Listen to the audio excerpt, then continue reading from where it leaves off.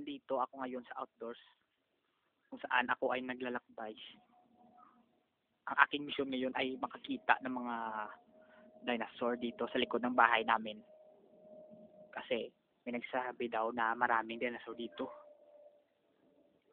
At parang totoo nga yung kanilang sinasabi kasi may nakita na ako mula dito sa malayo. Nakita ko na yung isang uri ng dinosaur na tinatawag na Velociraptor. Yan. Hinay-hinay lang akong lalapit kasi baka ako ay makita nila at habulin. Yan. Lalapit pa ako ng konti. Yan, makikita nyo yung mga Velociraptors. Pero parang hindi pala sila nakakatakot dahil sila pang natakot sa akin. Siguro mukha akong mabangis na hayop. Mabangis pa ako sa dinosaur. Tingnan mo yan. Oh. Yan. Makikita nyo ngayon yung Velociraptor sa kanilang environment.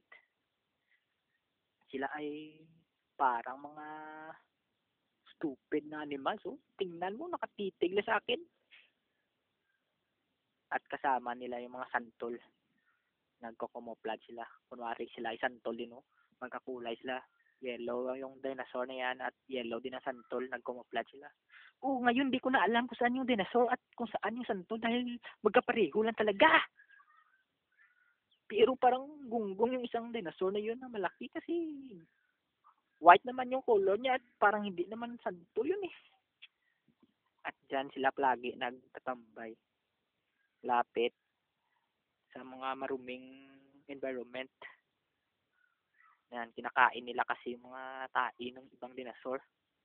Sila ay maruming dinosaur. Yan, tingnan mo sila. At isa pang dahilan bakit sila nakatambay kasama ng mga santol kasi pag nahulugan sila ng santol, namamatay sila. Oo, mahilig sila mamatay dahil yun yung favorite hobby nila. Namamatay sila dyan sa mga santol. Pag namatay sila, masaya sila. Hanap ako ng ibang dinosaur. Punta ako ngayon sa forest saan maraming puno at mga herbs. Kita nyo yung mga herbs na yan, oh. Mga vines. Yan. Kita nyo yan? Pokemon yan. Tingnan mo. Ito si Oddish. Wow! Oddish. Pero parang inutil na Oddish. Itapon ko na yan eh. Nakwintang Pokemon yan eh. Dito makikita nyo yung mga nakakulong na dinosaur. Ito yung mga dinosaur na nahuli ni tatay ko. Si tatay kasi ay dinosaur hunter. Oo, si tatay ko ay mahilig sa mga dinosaur yan. Nag-hunt yan. Kita nyo ba yung Jurassic Park? Yung mga dinosaur doon, si tatay yung naghuli. Mga pet ni tatay yun. Yung training ni tatay para maging artista yun. Oo, mga artistang dinosaur yun. Nag-workshop sila kay tatay ko. At ngayon dito, makikita nyo yung black Triceratops at yung nanay niya na hindi black, brown yung kanyang nanay.